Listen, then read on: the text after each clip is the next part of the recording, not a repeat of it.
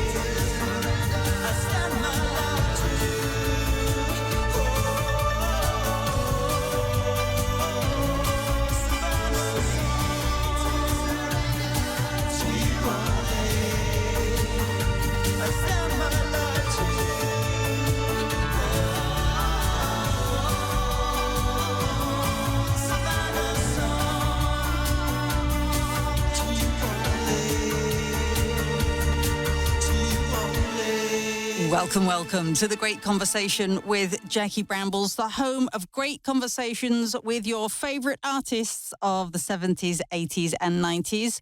And from that conversation comes a deep dive into our guest's own meaningful musical memories to produce a fascinating and pretty eclectic soundtrack most of the time. Tonight, as you may have guessed from our opening song, Blue Savannah, which got to number 3 in 1990, our special guest this evening has been one half of that dynamic duo Erasure for over 40 years. He spent the last 12 months releasing and promoting his third solo album called 10 Crowns, touring the world, completing the South American leg just a few weeks ago. He's also recently released a 4-CD box set called The Crown Jewels. So what a pleasure to welcome to The Great Conversation our special guest, Andy Bell. Hello, Jackie. Hi. Nice to speak to you. You too, Han. Well, I know you've been doing a lot of travelling with the 10 Crowns tour, but am I right in saying you're usually based between London and Miami, aren't you? Yeah, my partner's from Florida, so we did have a place in Miami. We're waiting for another place to be built. So, yeah, we're kind of in between at the moment. Oh, nice. Right. Well, in addition to the solo album last year and the tour, you are also celebrating 40 years since Erasure started out together. Such a unique band at the time, and you have endured across those decades. Well, I mean, with working with Vince, he had his career before I met him, so he was very early 80s, and then when we had our first Erasure hit, I suppose that was 1987, so it was kind of towards the end of the 80s and the early 90s. So yeah, we kind of lapped over, which has been very fortunate for us, the 80s and the 90s thing. So yeah, and then we kind of continued all along, but it's because they don't have Top of the Pops anymore. People don't get to see us so much, So right. In some ways, it's kind of nice. It's like a bit of a blessing, when. After we had the ABBA-esque EP in 92, right, it kind of all came to a crescendo, and for me it was a bit too much. Yeah. And then it was before social media, so I can only imagine what it's like now for the young people. I think for us, we became one of those kind of faceless bands where people, they know the songs, but they don't necessarily know that we did them. So I think when you hear them all together like that in the collection, it kind of reminds people who we are. I wasn't jealous before we met. Now every woman I see is a potential threat. And I'm possessive, it isn't nice. You heard me saying that smoking was my only vice. But now it isn't true. Now everything is new. And all I've learned is overturned. I beg of you, don't go wasting your emotion. Lay all your love on me.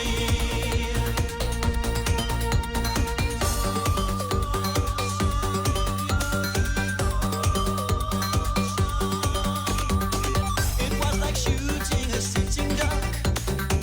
A little small talk, a smile, and baby, I was stuck. I still don't know what you've done with me. A grown-up woman should never fall so easily. I feel a kind of fear when I don't have you near. I'm satisfied. I skip my pride. I beg you, dear. Don't go wasting your emotion. Lay all your love on me. Don't go sharing your devotion. Lay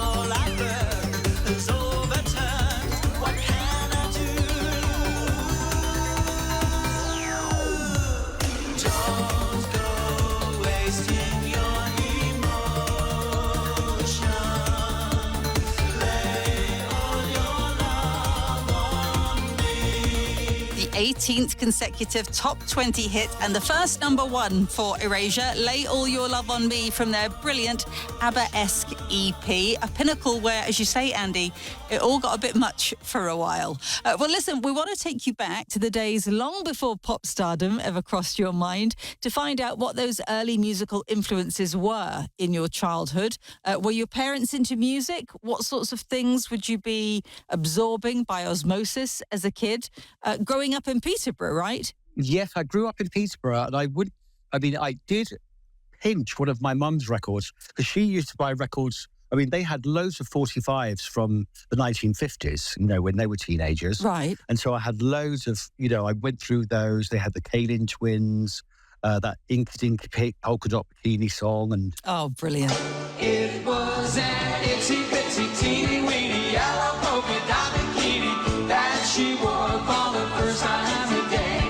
And then they had quite eclectic taste like music. They had Phil Spector's Greatest Hits on LP, and then there's a big country and western scene in Peterborough. And they had Slim Whitman,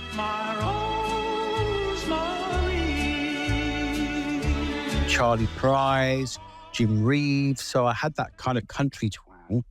And then my mum was a huge Elvis fan, and my dad was a big Buddy Holly fan. So it was kind of crooning music that I grew up to, There's no use in me crying. I've done everything and now I'm sick of trying. I've thrown away my nights and wasted all my days over you. Do you remember the first single that you bought of your own volition with your saved up pocket money? I think I remember that. Was that the B-52s? Yeah, I think it was Rock Lobster, the first one. Oh, wow. Yeah, that was because I think I tried to freak my mum out a little bit, because I wasn't really tough enough to be a punk. Right. And I liked two-tone music as well at the same time. Oh, yeah. So, I became a huge Blondie fan. But before that, I tried to pick singers that were really unusual, like Lena Lovitch and Nina Hagen. And I think I chose B-52s because, it was similar to rock and roll, but at the same time, it was quite quirky and quite punky. Yeah. And very different for the American scene, apart from bands like Devo and Talking Heads, So I think we were very privileged at that time with the range of music that we had. We were at the beach. Everybody had matching towels. Somebody went under a dock, and there they saw a rock. It wasn't a rock. Was a rock lobster.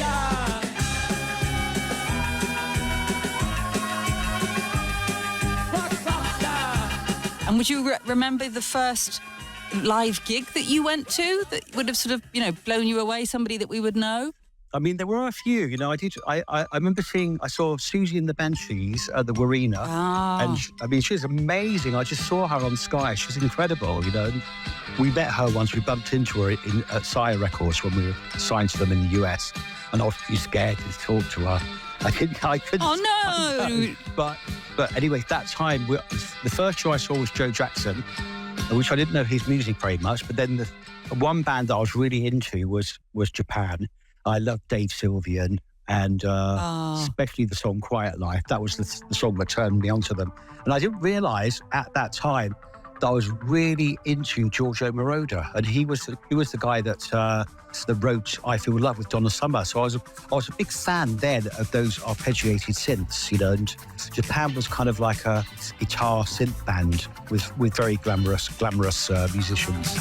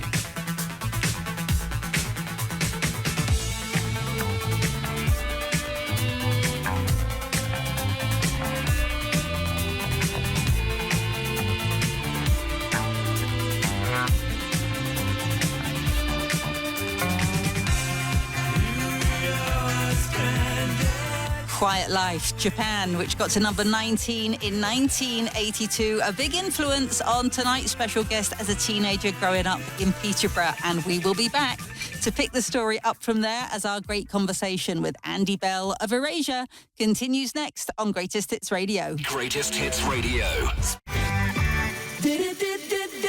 Oh, yeah. Across the UK. This is Greatest Hits Radio. The good times. Sound like this. Greatest hits radio.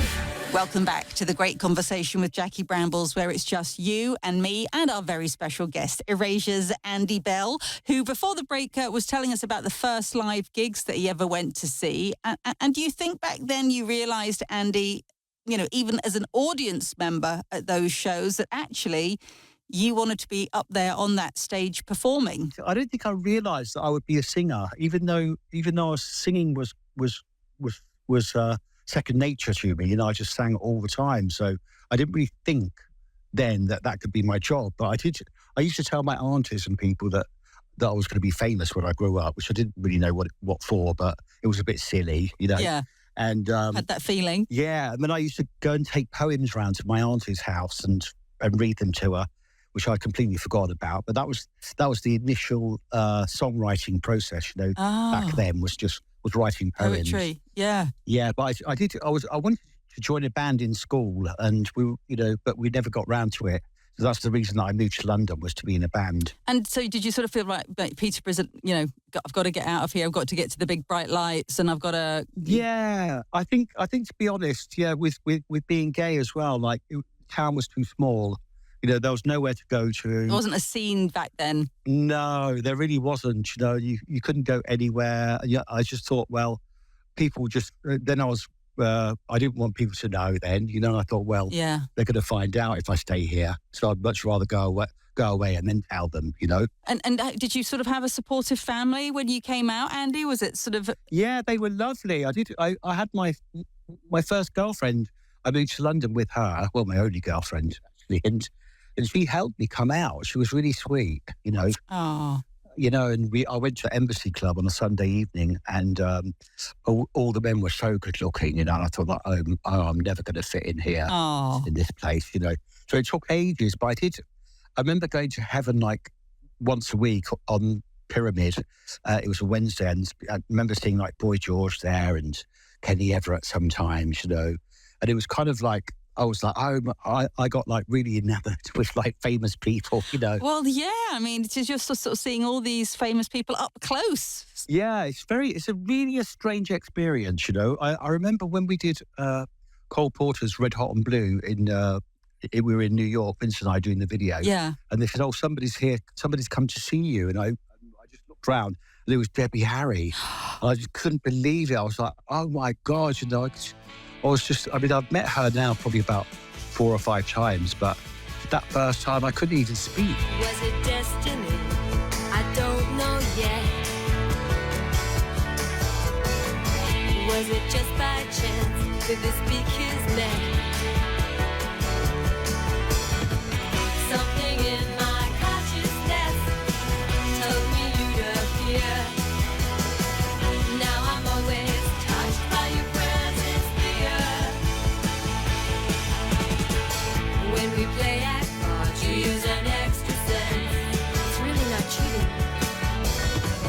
You can read my head, I've got no defense.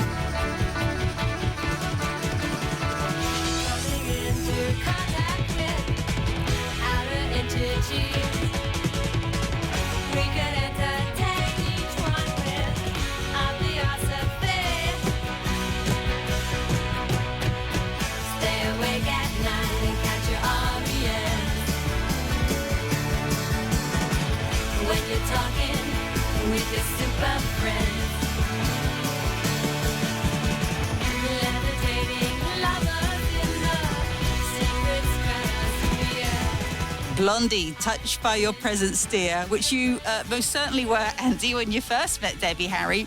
Would have been, 35 years ago, during the recording of Red Hot and Blue, the AIDS charity fundraising album. Obviously, it's a friendship that's endured since she appears on your new album, 10 Crowns. But do you remember how that friendship first developed? We went out, we had drinks, and we had champagne and vodka. Oh. And then I remember I picked up the champagne glass and I had a beer mat underneath it, and it fell off and fell in Debbie Harry's lap. And she said, "Oh," and she just looked at me and she said, "Well, pick it up then." My hand was like really shaking, and I took the beer mat from her lap. I said, "Oh, I'm really sorry." And she said, "Oh, next time, make sure you drop it up a bit higher." Naughty. So she's like that. She's like that, Sad we were complete.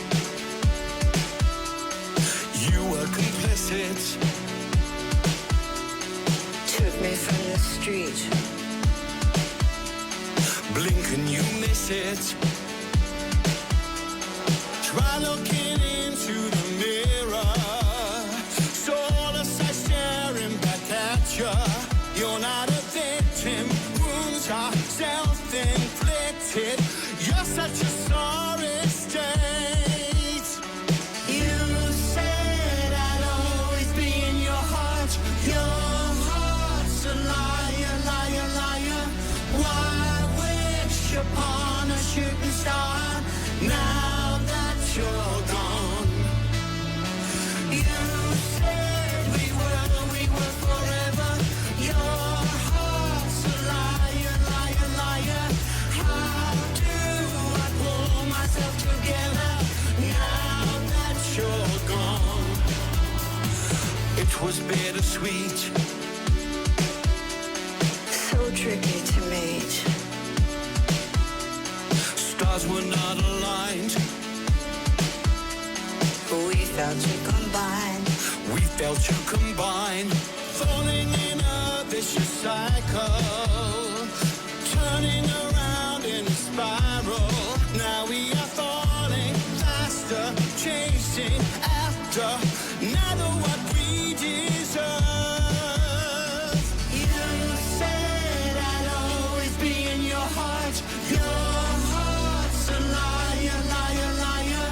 Why wish upon a shooting star now that you're gone? Heart's a Liar, Andy Bell and Debbie Harry from Andy's current solo album, 10 Crowns.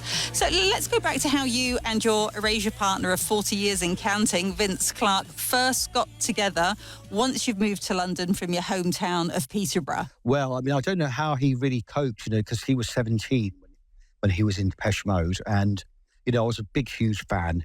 And, for me, he couldn't do a thing wrong, really, and Yeah. And I thought, well, who would be a great person to work with who's in the charts? So I thought my ideal choice would be Yazoo or would be Vince Clarke. Right. And I remember going to one of my first auditions because I was in a band before I met Vince. And then we only played 2 shows, and one was in Southall in a Domino's club, and the second one was in a park in Ealing. Right. We got pelted with eggs by the builders. I thought, well, I need to join a band, and one audition I'd been to was a spin-off band of Bow Wow Wow. Oh, right. And I didn't really know how to hold the microphone then, so I think I didn't get it because of my naivety and stuff. And but I saw Vince Clarke. He was in the Blackwing studio, which he used to half own with Eric Radcliffe, and he was on the Space Invaders machine with his big fringe hanging down. And I thought, oh my God, that's Vince Clarke, And so then since then, I thought, oh, maybe I should write Vince a letter and see if he needs a singer. And then I answered this ad in Melody Maker, and it was for him. I was just like, wow, this is too much, And then I used to rehearse along to our Anderson Moyer records and Yazoo records, and then I remember my flatmate said to me, oh, that's going to be you in a year's time. Oh, how amazing. How amazing. So when you went, what did you have to go and sort of audition for him? He's looking for a new singer and you had to walk in a studio somewhere, or? Yeah, when I first called up, they said, well, all the auditions are already full, so if we don't find anybody, we'll ring you back. And I thought, well, they won't bring me back. And then they did. And then they said, oh, it's for Vince Clarke. And I was like screaming around the house, you know. And then they said, can you come today or tomorrow? So I went down there and I thought, well, I'm just going to have a really good time, whatever happens. Yeah. And then I think I was the penultimate person they saw. I mean, God knows, you know, I mean, my confidence was through the roof. But now when I hear the demos back, I think like, oh my God, what was I thinking? You know? What did you sing? Do you remember? I sang Who Needs Love Like That, which was our first single. Oh, wow.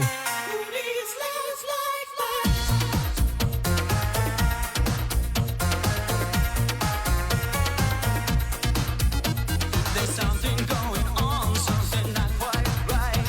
There's something stranger happening to me. There's someone at the door, I hear voices in my head. It seems things aren't the way they ought to be. Who needs love like that? Who needs love like that?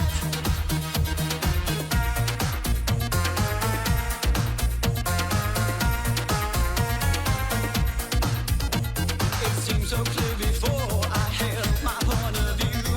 I kept my conversation, never changed.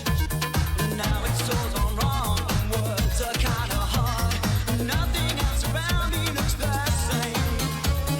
Who needs love like that? Who needs love like that? Love can turn you upside down, then leave you cold.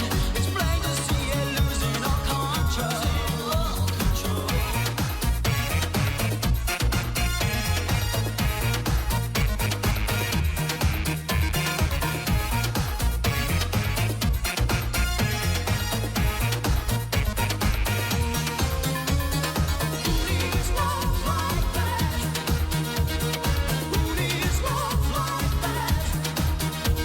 I'd like to understand, like to find out why. I can't remember all the lines I should say, but then I see your face, and nothing really counts. Don't tell me now this feeling will stay. Who needs love like that? Who needs love like that? Love can turn you upside down, then leave you cold. It's plain to see you're losing all control. Who Needs Love Like That? Andy Bell and Vince Clarke's very first composition together. Initially released in 1985. It only got to number 55 at that point. But when they re-released it 7 years later, got to number 10. And we will be back with more great conversation from our very special guest, Erasure's Andy Bell, next on Greatest Hits Radio. Greatest Hits Radio. Across the UK. This is Greatest Hits Radio.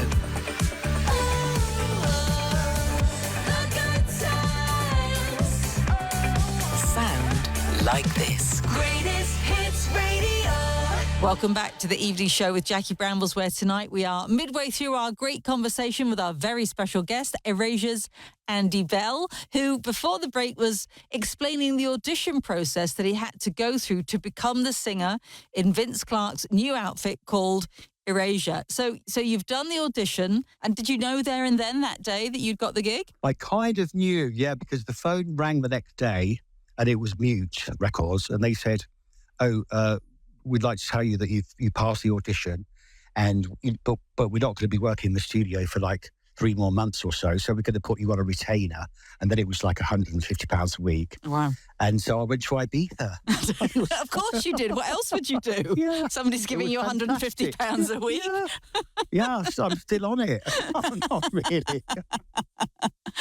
And how, because I get this sense that, you know, although you had this confidence when you're performing, there's a shyness there with you, Andy. Oh, gosh, yeah.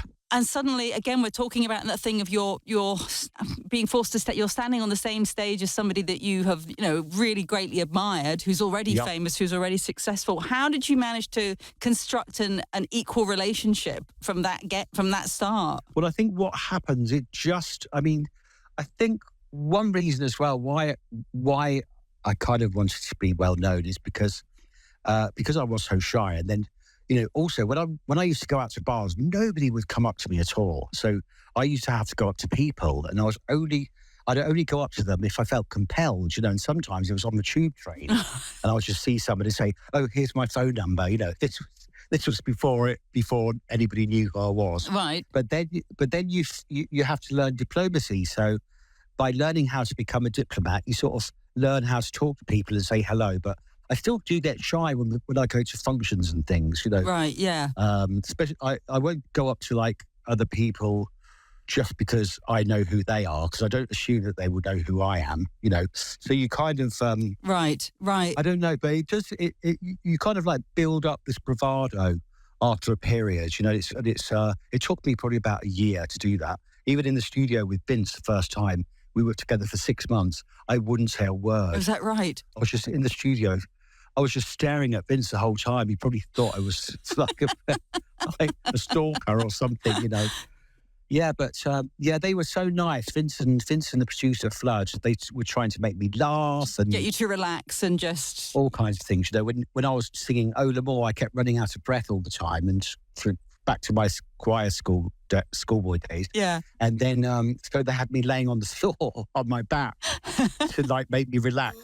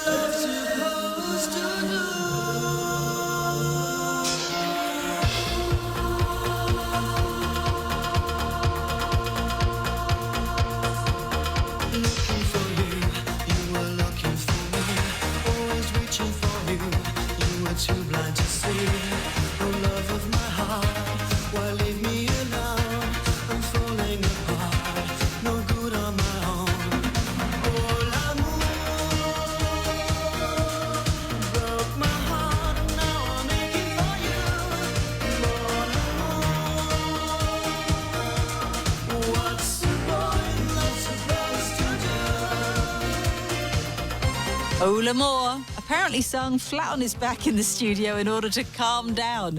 Andy Bell and Vince Clarke's first big breakthrough hit with Erasure, which got to number 13 in 1986. And I guess another sort of anomaly, something that's fairly unusual when I have these conversations with people, is usually it's, a band, a group of people who all hit the big time at the same time and have that sort of euphoria together. But of course, when you were like doing your first Top of the Pops, it wasn't that same first time for Vince. So you had sort of the old experienced hand, and you had this. I'm sure you were sort of absolutely fizzing with excitement at getting there. Do you remember the first one, the first Top of the Pops? It was with Sometimes, and then I remember Daniel Miller, the MD of music, said, once you've been on this Top of the Pops now, you won't be able to go on the tube tomorrow, Yeah. And it kind of did. It did work out like that, but it's kind of calmed down again, for over the past 10 years. Well, listen, I don't know if you remember, I'm just looking at the Top of the Pops database at your very first Top of the Pops, right? Yeah. It was Thursday, the 20th of November, 1986. And in the studio with you were Europe, Final Countdown, Swing Out Sisters Breakout. Yeah. Anita Baker, Sweet Love. Oh, fantastic. Bon Jovi with Living on a Prayer, also in the studio. Nick Kamen, Each Time You Break My Heart. Goodness, yeah. And Debbie Harry, French Kissing in the USA. Really? Was she actually on it? Or maybe she was in the studio with you guys. You must have blacked out at that point. Oh my God, yeah. I must have been totally spaced out doing that, because I probably couldn't believe it, Oh, how nice that you've kind of got that full circle thing going on. Yeah, it was really sweet. On one of the last Rewind shows I did, I met Kim from Mel and Kim.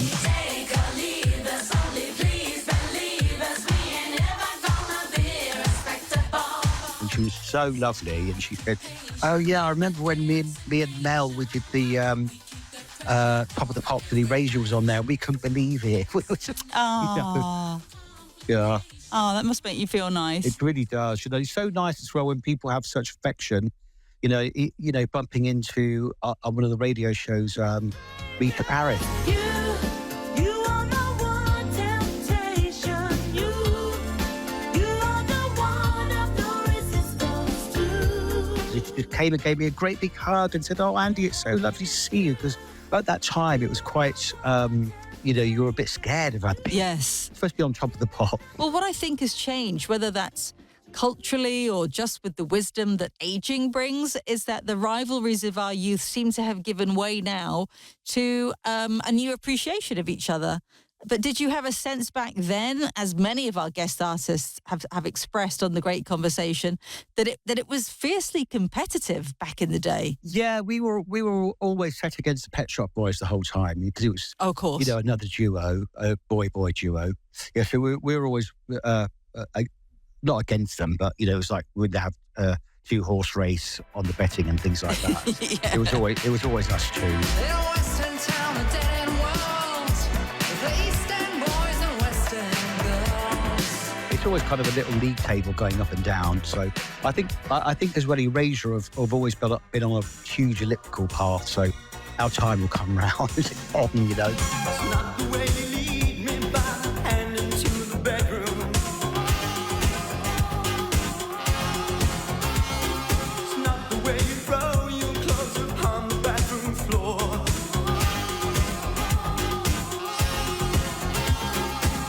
Been thinking about you, I just couldn't wait to see. Fling my arms around you, sweet falling ecstasy. Ooh, sometimes the truth is harder than the pain inside. Yeah. Ooh, sometimes it's the broken heart that decides. It's not the way that you caress me, toy with my affection.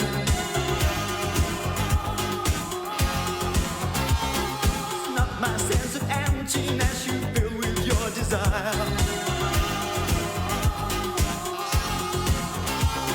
Climb in bed beside me, we can lock the world outside. Touch me, satisfy me, warm your body next to mine. Ooh, sometimes the truth is harder than the pain inside. Yeah. Ooh, sometimes it's the broken heart that decides.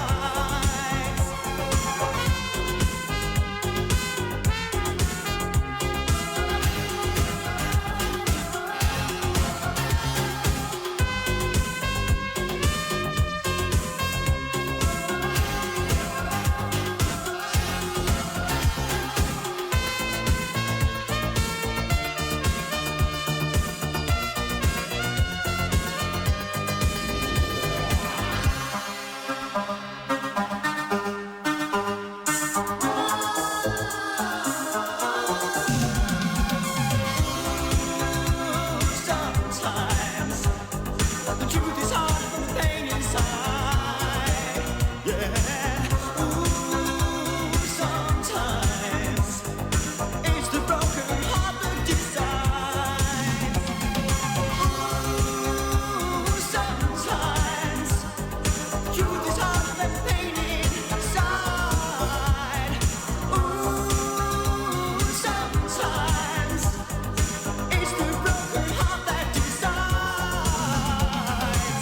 Ooh, sometimes the truth is harder than pain inside. Number 2 in 1986, and the song that first catapulted our special guest Andy Bell onto Top of the Pops, that's Sometimes by Erasure.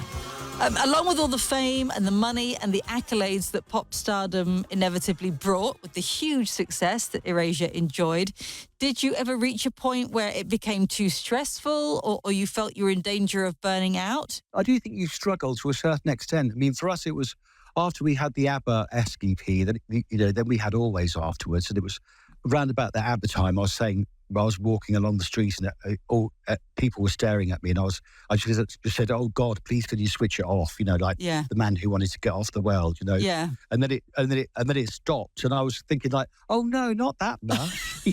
Oh, come back a bit. Yeah. Yeah, come back a bit. Yeah. So, but I think you have to have all your things have to be all in order, and you have to have a good, what's it called, karma and all that kind of stuff. Well, I think you nailed the karma stuff because I can honestly say you're one of the most modest and unassuming pop stars that I think I've encountered. Oh, well, I like to think like in that way, though. Oh. Yeah, I do. Maybe I'll be too big-headed otherwise, No chance of that. Well, listen, before we let you go, can I ask you to choose the final track of your Great Conversation Hour, Andy? We're just looking, doesn't have to be a favourite song, just a song that you return to often, that uplifts or comforts you, just makes you feel really good. Makes me feel really good. I would say, can I say Tears of a Clown? Of course. Well, I just really love Motown, I love Smokey Robinson, and that's the kind of music that sort of dropped off the radar. So I was a huge Northern Soul fan, that led into Motown, and he's got such a lovely voice. It's amazing. Now if there's a smile on my face, it's only there trying to fool the public.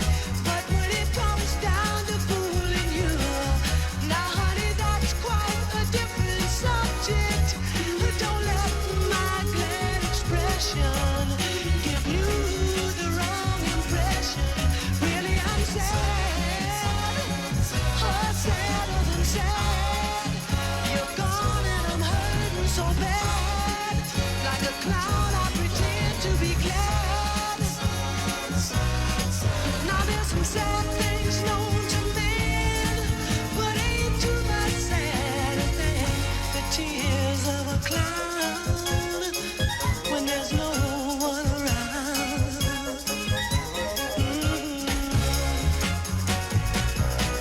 Oh yeah, baby. Now if I appear to be carefree, it's only to camouflage my sadness. In order to shield my pride, I've tried to cover this hurt with a show of gladness. But don't let my show convince you that I've been happy since you decided to go. Oh, I need you so. I'm hurt and I want you to know. But for others I put on the show. Ooh, there's some sad things known to man, but ain't too much sadder than the tears of a clown when there's no one around. Oh yeah. Just like Pagliacci did, I try to keep my sadness hid, smiling in the public eye. But in my lonely room, I cry the tears of a clown when there's no one around. Oh yeah, baby. Now if there's a smile on my face, don't let my glad expression give you the wrong impression. Don't let this Tears of a Clown, a hit in 1970 for Smokey Robinson, and our final track of the Great Conversation Hour tonight, as chosen by our very special guest, Erasure's Andy Bell. Andy's most recent record is his brilliant solo album, 10 Crowns, and I can't wait to catch up with you in person one of these days, hopefully before too long, Andy. Oh, thank you, Jackie. All right, my love, take care. Thank you. Bye. Such a lovely person. Andy Bell, tomorrow night, brace yourselves for some soulful stories of a life well lived as the legendary Jocelyn Brown joins us for our great conversation. And in the meantime, this evening, stand by. Me time for our mental health, and your 5 epic 9 o'clock anthems are up next on Greatest Hits Radio. Greatest Hits Radio. This is Greatest Hits Radio on FM, DAB, smart speaker, and now playing on Rayo. Across the UK. This is Greatest Hits Radio.